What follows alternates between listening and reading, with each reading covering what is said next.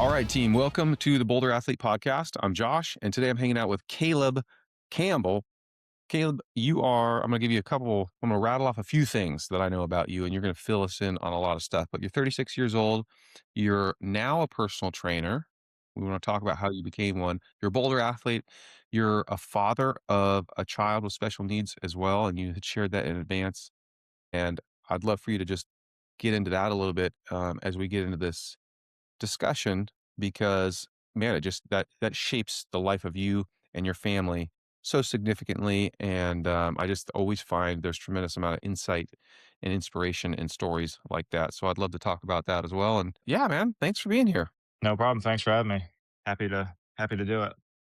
Yeah, well, let's do this. We're just going to have a conversation, but I would love to start with your background. And there's a few things that you had shared in advance that really kind of triggered me that I'd like to get into. And then you can take these things wherever you go. But you weren't always a personal trainer.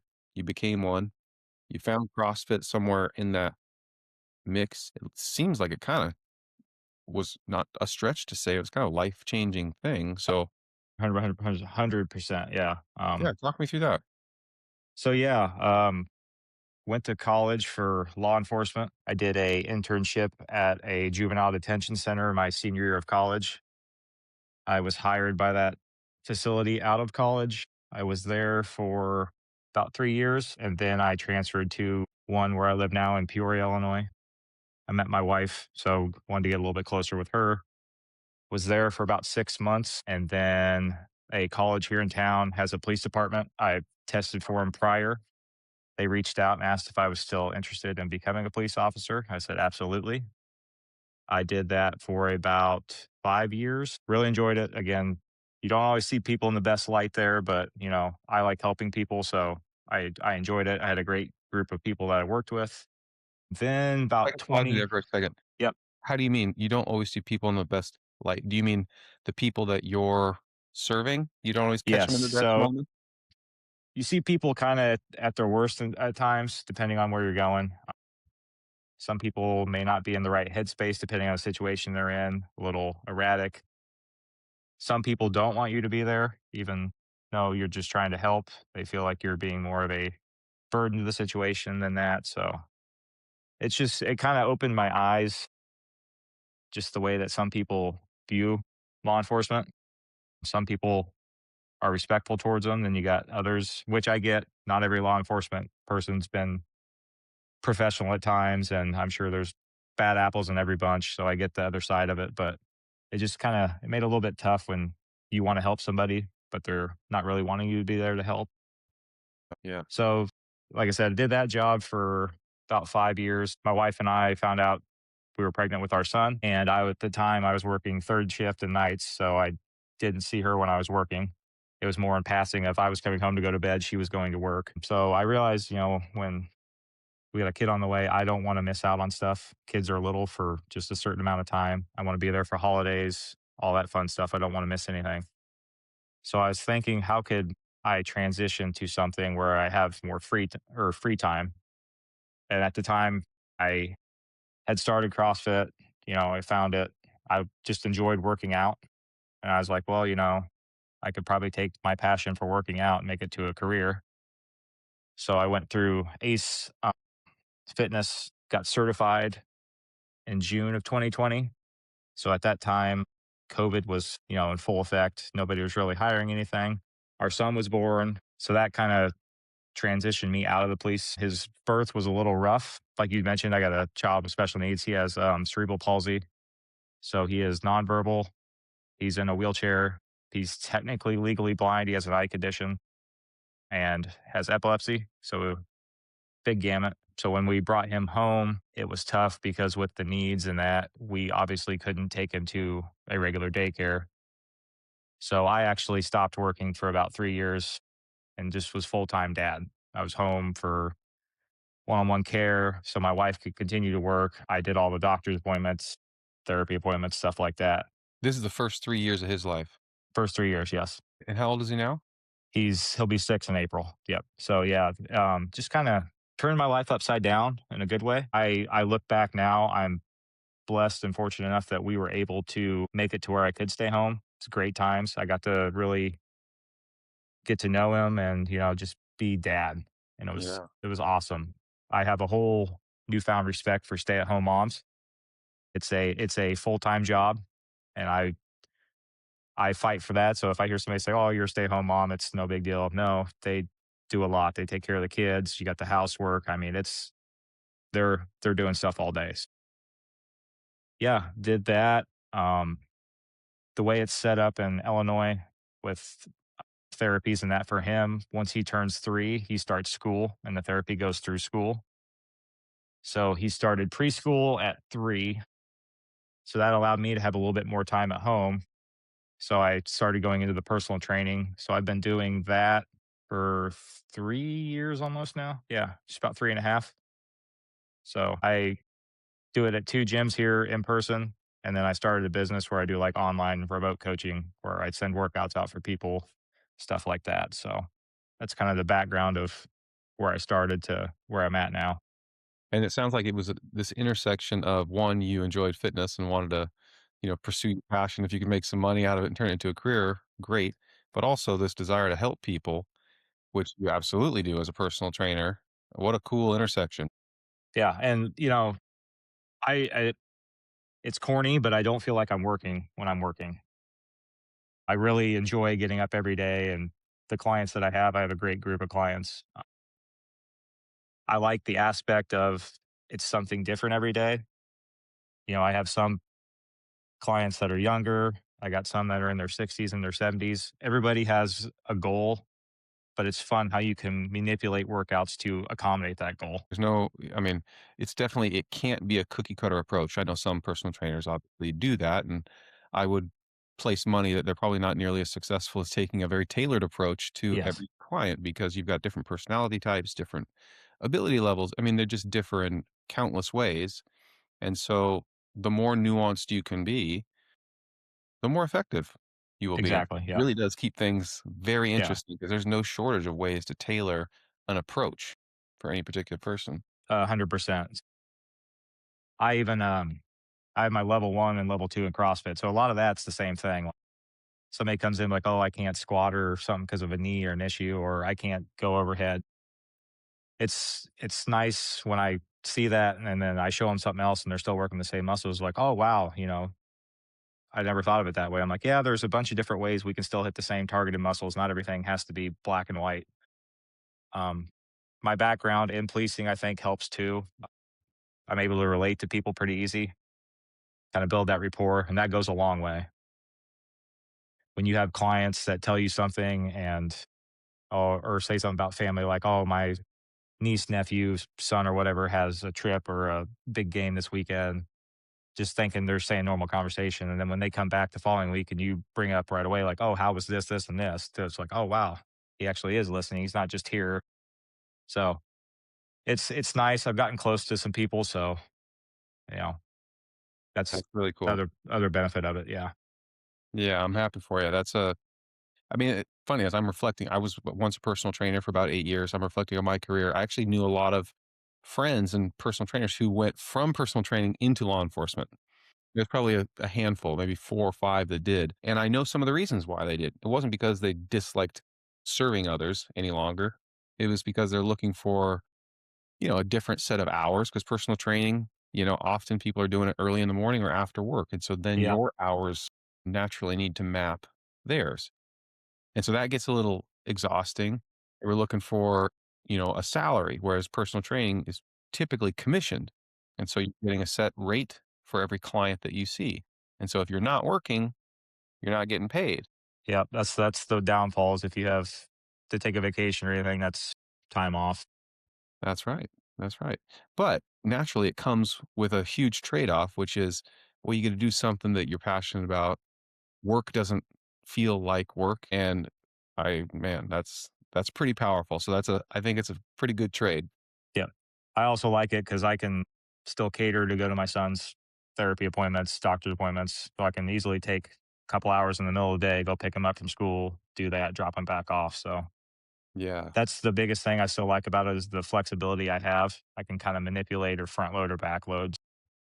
Yeah, and the fact that you've spun something up that's entirely your own business, and you can provide some online program, that's super cool. I never did that.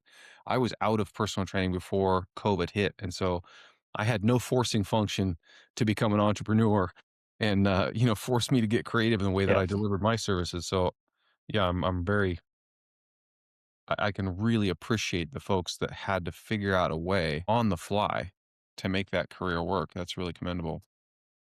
Oh, yeah.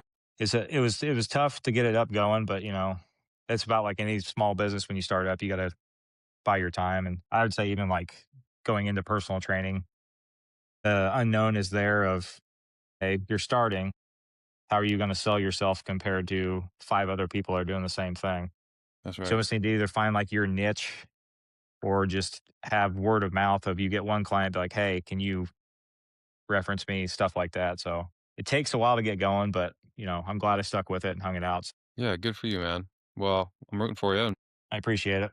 hope that continues to go well. Something else that you had mentioned, and it's very related to this, is like when you found, and correct me if I didn't get this right, if I'm not interpreting this right, but you found CrossFit. Sounds like a buddy brought you into it.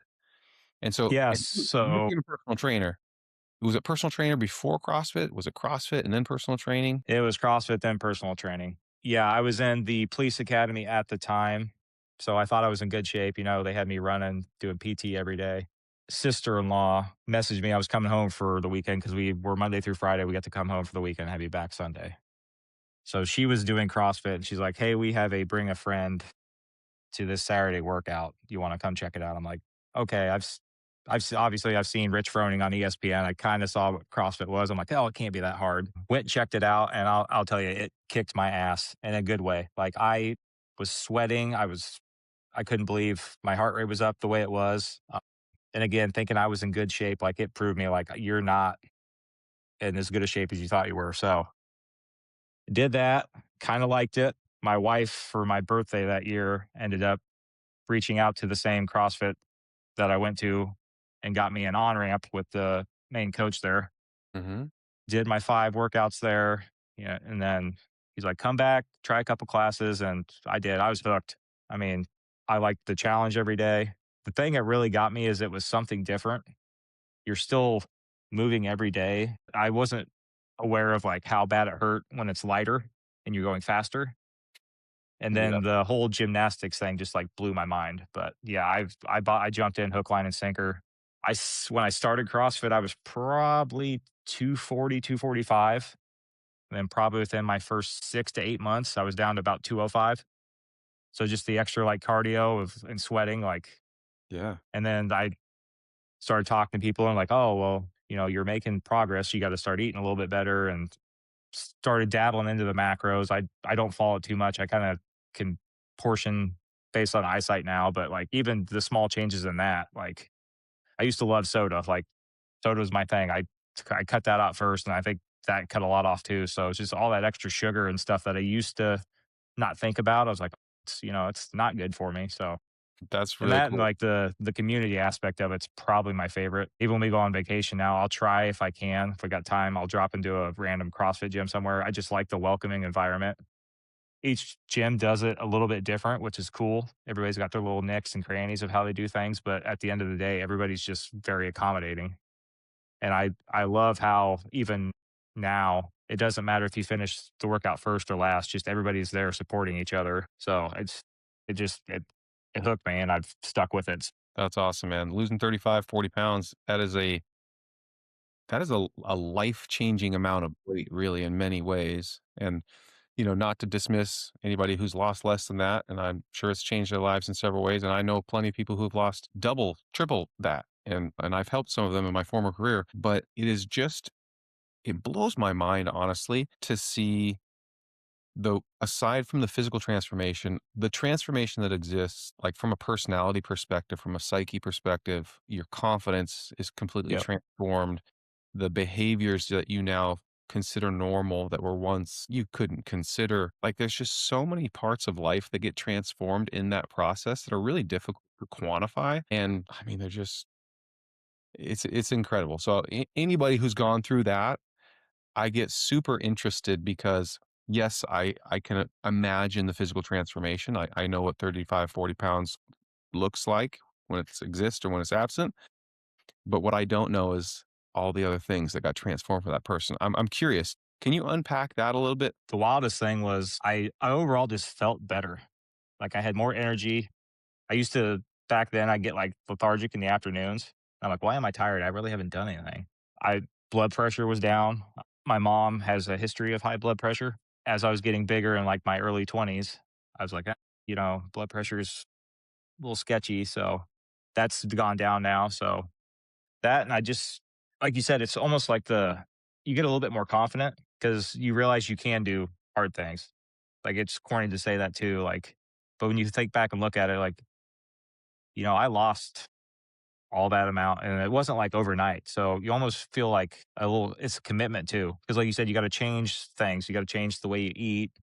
So that was probably the hardest at the beginning was I thought I ate good, but then I look back and like I really didn't. And it was weird to me to also kind of wrap my mind around the fact that if I eat more healthier food, it's actually better for me because it's Mhm. fueling what I need. So that was the wildest part is just like looking back and I had shirts and that like I used to wear like I'd put them on after that and I'm swimming in it. So it's like it's just that's another reason I like it is because everybody, has that journey, you know. Like I said, may not be X amount of pounds, but just the fact that you see something different and you feel better about yourself, which leads to confidence in life. The hard workouts, like you even dive in, you're like, oh, this sucks, but you keep pushing through. That translates to life. Like, you get a little adversity in life. You're like, oh, do I quit or do I kind of just put my head down like I do when I'm working out and just kind of drive through it? So I think mentally it made me tougher too. I had to get a little bit more willpower. So, like, I go out with friends and, maybe not have so much pizza and chicken wings and have a little bit and then, just switch out to soda. I cut back drinking a lot too. That was huge.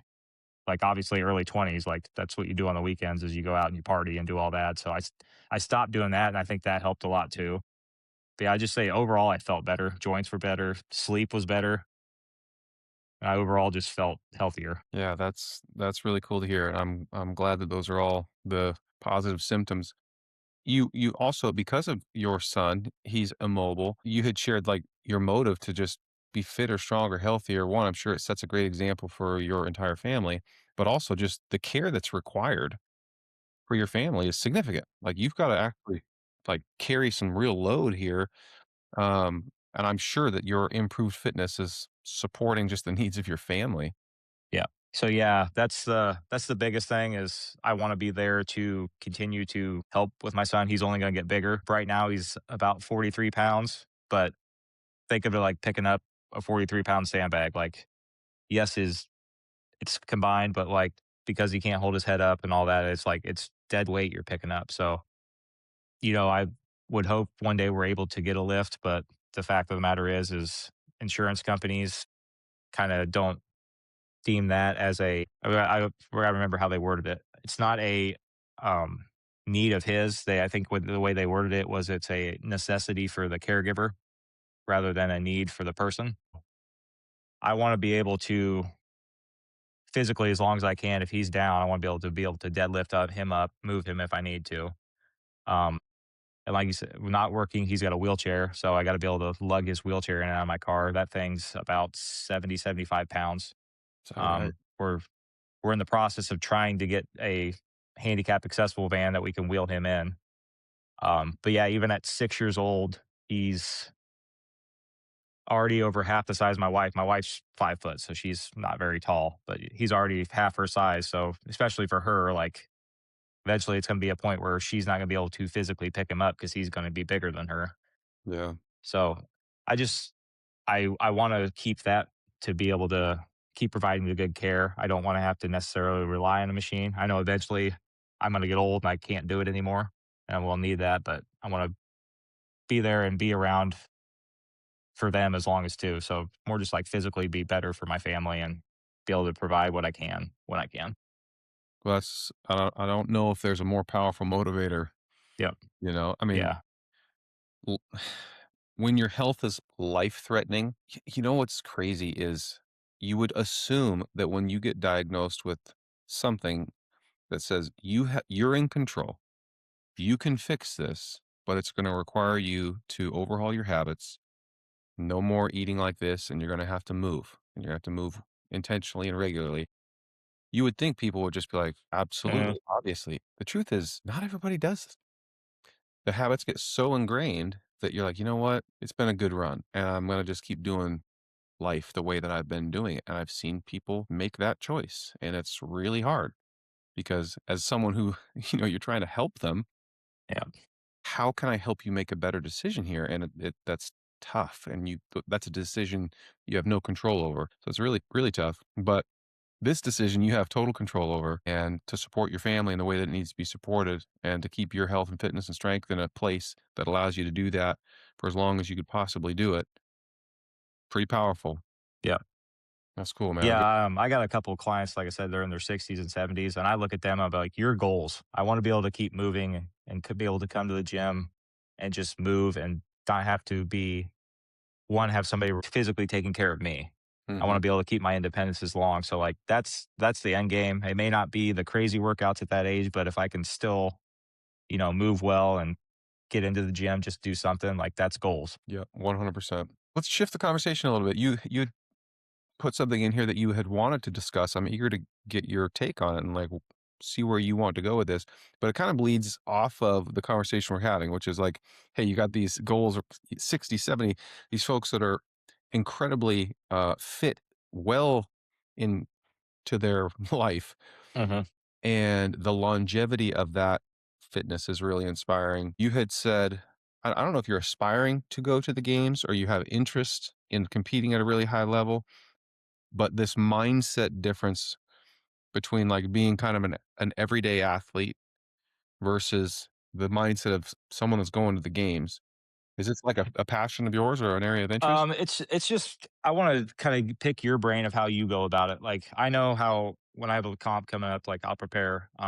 And I guess I'm gonna kind of use it later this summer. I qualified for Monster Games for the Masters male, so it kind of works out of how to look at preparing for stuff like that. I know I met you a couple years ago at the games. I was with my buddy who qualified, and just the way he went about training for that and just like the mindset of it was fascinating. Like just the grind that he put in, the hour, like I seen it every day there, just the hours putting in. So I just kind of want to pick your brain of like if you have some tips or like just some things that you think would be beneficial just to kind of put out there. Let me just brain dump some things. I don't have a really well structured response. And also, maybe it's just because some of these things are now so habitual that they don't seem groundbreaking to me. Maybe they'll seem more helpful. Yeah, when it's creeping into like right now, we're in the season, right? We're doing the open. It's obviously going to be a long season. I have aspirations of going to the games and performing better than I did this past year. And so for me, there's a lot of reflection on like what are the things that went well last year that I feel like I can replicate? What are the things that I feel like are opportunity areas for me to improve upon? And then how do I take those learnings and be really intentional every day? What like every day. Now, not to the point where it's overwhelming and I don't enjoy life, Yeah. to the point where I'm like, look, here's a decision to make. This is either going to help me towards that goal or it's going to be a setback. Am I comfortable making the decision if it's a setback? And in many cases I say, yes, I want to eat that pizza and I eat it. Hmm. Those cookies look good. I'm going to eat them. So, I'm not perfect at all, but I'm aware of those moments and I'm aware of the decision that I made and I'm aware of the outcome is either going to help me or hurt me towards my goals. Some things that I do when I'm trying to like get myself really on the rails, I'm a big whiteboarder. And so I've got whiteboards in too many rooms in our house. My wife can't stand them, but on the ones that I frequent, especially the one out in the garage, I draw up a big calendar. And right above that, I have my saying that's better every day, no setback. Okay. And I'm either going to put a green check in that box because, yeah, I did. My diet was on point. I'm not drinking alcohol. I'm hydrated the way that I need to be hydrated. I'm getting a great, very intentional training session in, not just exercising, but a real deal training session. And I feel like I got a fraction of a percent better. Green check. Or I put it red X if I'm like, no, I made a bad decision, went way overboard on the pizza, went overboard on the treats. whatever. Didn't that was my setback. And so I'll hold myself accountable to that. What I want is I want to be able to sit back and look over like just stacking days and days and days and days and days of green check marks where I'm like, man, it just gives me a huge sense of confidence. And I would say that's probably one of the things that I struggle with the most is managing my own confidence over the season. And like right now, I'm totally in the midst of it. Like we posted, I'm looking at the leaderboard for the Mhm. Open. I'm like, are you kidding me? How are these people putting up these scores? And I'm like, who is this guy? How, or I know that guy. That's what his score. How did he Yeah. do that? And so I'm human and I'm going through all those things, and it it impacts me more than it should. And I'd like to say that I'm like, nah, I don't think twice about it. I do my thing and I move on. That's the story I tell myself going into the Open that I'm gonna do. No, you're gonna one and done everything. Yep. Doesn't matter. The Open doesn't matter. You could sleepwalk through the Open and you're gonna move on. And while that's true, I have pride, I have ego, I have an insane level of competitiveness that I'm dealing with, and I'm really thirsty for information. And so 26.2 is a good example of this, and it's very fresh.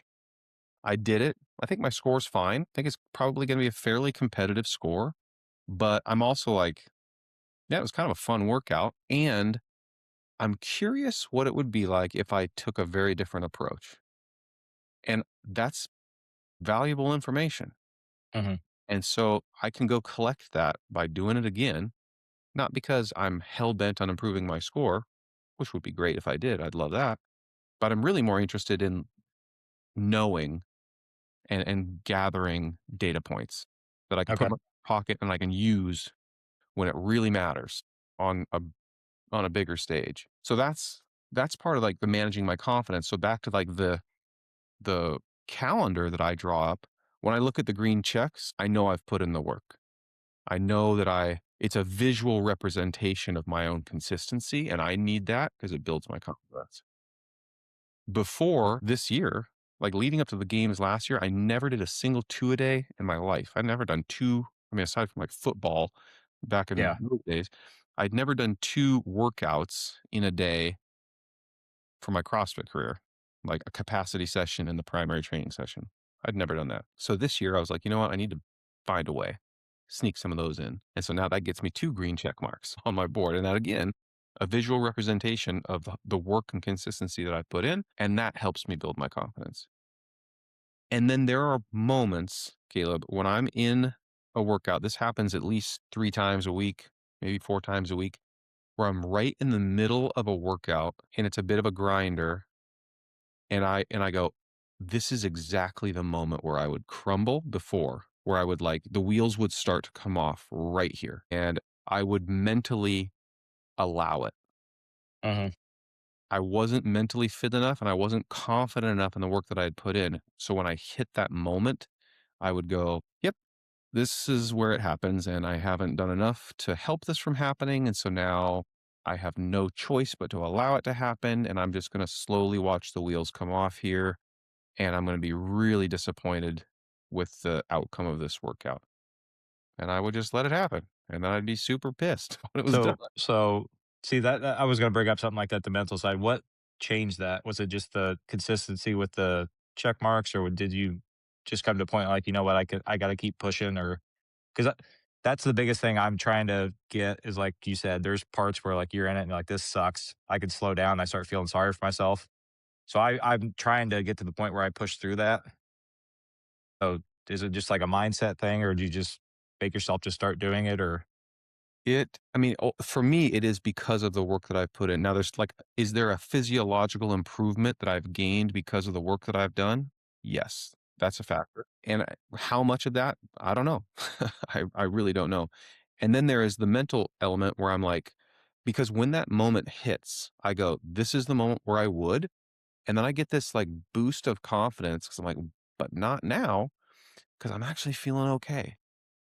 Like and I can like find some new perspective where I'm like, no, you've put in the work. this is fine. You're comfortable with this. This is a level of intensity that you can now sustain that you couldn't sustain before. Feel confident and just keep moving. Just hold it. And so I'm like talking myself through it. I'm doing like therapy sessions in real time and it's working for me. Now, I still Okay. have those moments where I don't get it right. I don't get the recipe spot on. I go a little too hard and I do fall off the rails. I'm like, well, that was a product of my own stupidity. I didn't take the right strategy. It wasn't a product of I'm not fit enough. And yeah, and so those two a days, I think about those in the midst of the grindy workouts now. And this is still not a strength for me. Like Hmm. as I evaluate my fitness, long endurance workouts is not my jam. And so, which is why the open is so mentally challenging for me because it does appeal more to the generalist who's can just it doesn't have to move a lot of weight, doesn't have to have a really high skill set, but happens to be really fit and Hmm. really cardiovascularly fit. And the open is a place for that athlete to really shine. That's not where I've done well. So, yeah, I don't know if that answers your question, but there's at least some of the Yeah, it kind of does. I mental mean, hoops I just ultimately, pulled. it's just trust what you've been doing, and your fitness is there. You just got to trust that you've put in what you need to do. So another thing I was kind of along these lines is, let's say, day of games, semifinals, competition you do. How do you treat it like a normal? Try to make it as normal of a day as possible, like with warm ups, or not like think, oh, I'm. It's a completely different. So try to keep, even though times might be different, just the same routine every day of make it as comfortable as you can. Yeah, I've thought a lot about this actually. And like in my daily training, I have the same routine. And I will get out there. I go through a whole bunch of soft tissue work. I won't bore you with all the details, but I do a bunch of that. I have a whole mobility routine that I go through. And it takes me about 20 minutes to get all that complete. And it's just like I could do it in my sleep. Like I do the Hmm. same stuff over and over and over. And because it always gives me a check in, because I go through so many different movement patterns that I'm like, I'm able to identify where the kinks might be living. There's not a movement pattern that I miss that I then get into a workout and I'm like, "Oh, shoot, I have a kink here that I wasn't aware of." No, I've passed through all the movements. So it's basically the check engine lights. I'm going through all the protocol to make sure everything's kind of functioning as it should. So in competition, I still do that, but I give myself like an hour longer where I can add even more intentionality. I can add Okay. more duration to each of those checkpoints. And then I get myself really lathered up with a good sweat by doing something. Either it's just monostructural on a piece of equipment and I just really need to get the blood flowing and my heart rate elevated, or I'm going through a circuit of some kind of just moving and activating all sorts of different muscle groups. But I'm far more intentional about my warm up and elevating my heart rate in advance before I Okay. get on the competition floor. During training, Makes I don't have time Yeah. to get a, Yeah. a sweat going and do all the things. I basically mobilize, foam roll, and I'm full Yeah. send right into the Yep. thing. Yeah. The other thing, this is kind of an obvious one, but man, I hydrate so much more intentionally around competition. I have a big water jug. I try to get through a gallon of water every day. Sometimes I get through it before like 8 a.m. because I'm just smashing water during my workout. But when I'm competing, that thing doesn't leave my hand. Like if I'm not on the competition floor, I actually bring it out to the competition floor with me, honestly. And then sometimes I'll leave it out there. I have to go get it, but I pack it everywhere and I'm sipping on that thing at all times. One, because I sweat profusely. Once I get Hmm. going, it is just pouring out of me. And two, I've just got a lot of mass that I need to ensure is well hydrated. And I can very easily operate dehydrated without knowing Yeah. just because I don't treat hydration like a part time job as I should. Just Yeah. wanted to, yeah, kind of pick your brain about it since you do it at a leader level. So just kind of steal some tidbits to kind of hopefully get me to focus towards July. So Yeah, well, hopefully there's some nuggets in there. Sorry, that was a bit random and no, yeah, it all makes yeah, perfect sense. So yeah. yeah, cool. What else you want to get into, Caleb? Talk to me about this. You've been Boulder for I think you said almost 2 years. So how did you discover Boulder? What was that like? Get one discovering it, two getting involved, and what's your experience been like? So discovering it would have been the last year the games were in Madison.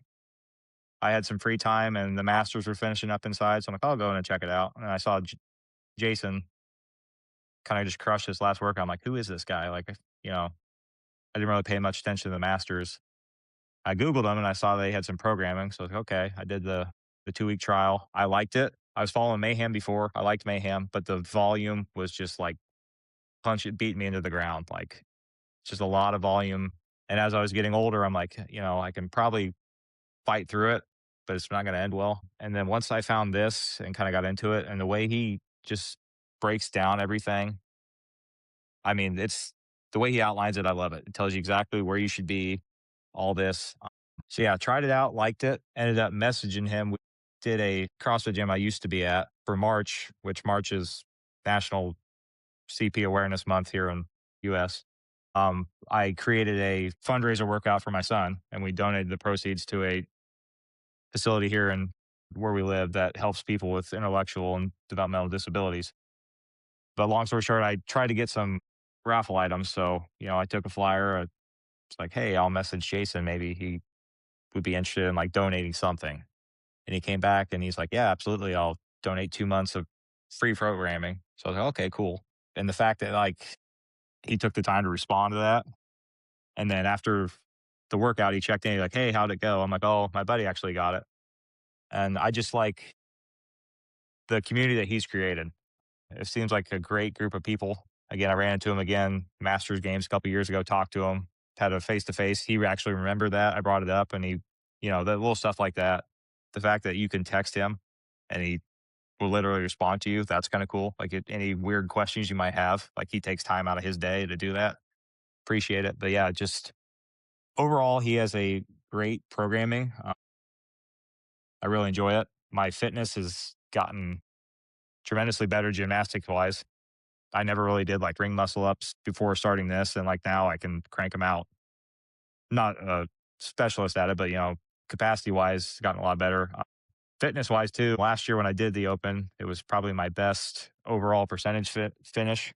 I know I Mm, went up to the Masters, so it was people my own age now. I wasn't the old guy in the young division. I'm in the young guy in the division, but just the overall progress I've seen from when I started to that is just I enjoy it. And he keeps it fresh and caters it into a way to where I don't feel like I'm getting buried. Some weeks are rougher than others depending on the volume that we're doing, but overall, most of the time I feel pretty decent by the end of the week. So, that's awesome, man. I'm glad to hear that's been a good experience for you, and everything that you've said, I can certainly relate to. And I've heard others that have been on this podcast share the same, and people I've interacted with across Boulder. I mean, it's very thematic in the things that they share, and it's because the themes are so consistent that man, you know, being a part of the leadership team, and it makes you just feel really good, like we're doing something right and we're helping people in the right way. And I love, when people share, they can reach out to Jason and just how approachable he is and how genuine he yeah, is. That guy, like yeah. And he is. that's cool to see because like a lot of the programs you don't get that. Like you can message, but you may not hear from him from a couple weeks, which I get people are busy. But the fact that you can reach out to him and he responds back. I mean, that's excellent. Like customer service as far as I'm concerned. Like he could have somebody else doing that, but the fact that like he does it's really cool. Yeah, and it's just such a good demonstration of his authenticity and his genuineness. Mhm. Care for people. And so that's one of the ways that it comes through. The other is like the programming is fantastic. And the way that we're building this business is, we're trying to do it in a very intentional way. Could we do it faster if we had a different approach? Maybe. But man, we feel good about the way that we're doing Yeah. it because we get to connect with so many cool people along the way. Yeah. Do we capture a lot of feedback and internalize all that and ultimately try to implement it? It does take time. But is it the right thing? I think it is. I just think it's the right thing. So, and he believes that completely. And so, The yeah, color coding too is game changer because there's like some workouts I purposely look at that before and like the time frame because if not I'm going to jump in full 100% and it's like some of those or you're designed to do that but a lot of them are not, which that's been interesting because it actually is improving my fitness. I feel like I'm going slow, but then like when a workout comes out like the qualifier I had to do, like I'm in it, I'm like, oh my god, I'm actually I'm not redlining, I'm pretty comfortable. So it just goes to show like if you actually pay attention to your heart rate and follow that, it does make incredible strides in fitness. There's still times when you dive in and the orange kind of turns to red depending on where you're at, or Mhm. but I try to follow as best I can. But the notes and all that with each little part too helps tremendously. So it's just a nice refresher before you get into the day to see all that stuff. That's so true. Like, we've talked at length about the recipe and the zones, and that's so real. So I don't wanna go too deep into that again because it's a little maybe a little repetitive for those that are listening. But the thing that you just said there, though, struck a different thought, which is because there's very prescriptive zones, you then have to pay attention to that, and then you have to regulate that in real time under intensity. That is a skill that you're also building by following the recipe. I don't know if we've talked about that much, but that skill is really critical because then when you're transitioning off the rower to the pull-ups and your heart rate's kind of jacked, you have a much better sense of of where you are. So Hmm. you could be like, "Hey, this feels like yellow. I'm pretty confident I'm in the yellow." And then you either know that, "Hey, that's a spot where I need to dial down," or, "This is a spot that I'm very comfortable with and I can hold."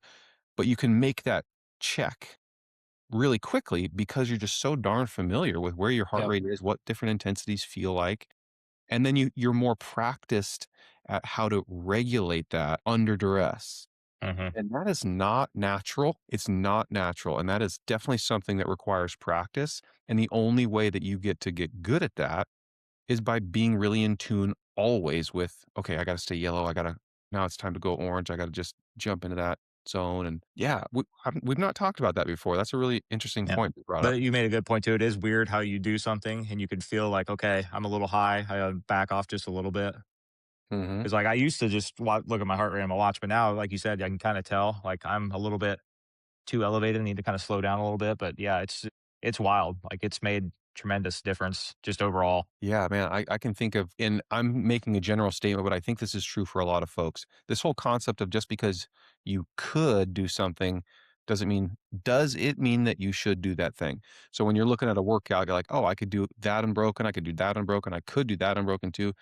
Probably not the best strategy, however, if you're trying to like sustain a heart rate that's going to allow you to complete this thing in a good way over the long term. Where is I going with that? Oh, it's because the desire to prove that you can go unbroken is really high. I struggle with that sometimes. But because you have this regulating ability, this new skill set, you know how your body's going to respond. And because you have that now awareness, it adds a little extra motivation to stick to the right strategy Yeah, for sure. instead of just getting caught up in doing the thing unbroken because you want to prove it to yourself. Yeah, that's. I mean, it's true. There's times where you're like, oh, I think I can, but then I start going into it. I'm like, nope. You need to slow it back because it's not going to end well for you. Yeah, I got a It's good almost taste like this morning with Yeah. 26.2. It's almost like you're in that sports car and you get that straightaway and you wanna just rev it and kinda shoot off, be like, "Oh, we gotta just hit cruise control and just kinda slide through here for now." Yeah. Are you an F1? I watched the documentary, The Drive to Survive on Netflix. Have you seen this? I have not. Oh, man. There's not a show I could recommend more highly than this show. Okay, I'm gonna check it out then. I have no interest in F1 or had no interest before I saw this show. Basically, my wife, sorry, we're going on an F1 tangent here, but my wife and I had basically bottomed out Netflix and we're like, "What do you want to Yeah. watch?" Like, we got nothing. I'm like, "Well, I've been hearing good things about this F1. You want to try it? Let's try it." Absolutely hooked. Both of us. Like, first episode, could not turn it off. And there's now 8 seasons. So if you're looking for something to watch, man, Let's check it this out. is it. The only reason this popped in my mind is because the way in this show, the way that the driver has to regulate their speed, and they've got somebody in their ear always that's like, "Mode push," like, "It's Yep. time to go," Yeah. or, "Dial it back, we need to hold here." And I often think about that when I'm training. It's like, that's kind of the cues that I'm giving myself is like, this is mode push, or this is like, no, no, no. The wheels are literally coming off. You need to box, box, box and Mhm. go check the engine. You're smoking or get some new wheels on. No, it's just a really interesting analogy, but it's kind of a fun one. But anyways, it's a great show. You got to check this out, I'll Caleb. check it out. Yeah. Yeah, no joke. All right, dude. This has been a really cool conversation. I'm glad Yeah. that you had reached out and shared some interests. And Yeah. Appreciate you having me on here. Looking forward to getting to chat with you a little bit and do this. I like that we do this with different people throughout the community. It's kind of cool to see everybody's stories and get to know people a little bit better. Like you'll see a name on the leaderboard and you're like, oh yeah, I remember so and so was on there, and then get the kind of backstory of them. But yeah, I appreciate it. Caleb, thanks a ton, man. I really appreciate you. Happy Yep. Friday. You Happy have a great Friday. Like I weekend. said, appreciate you having me on here.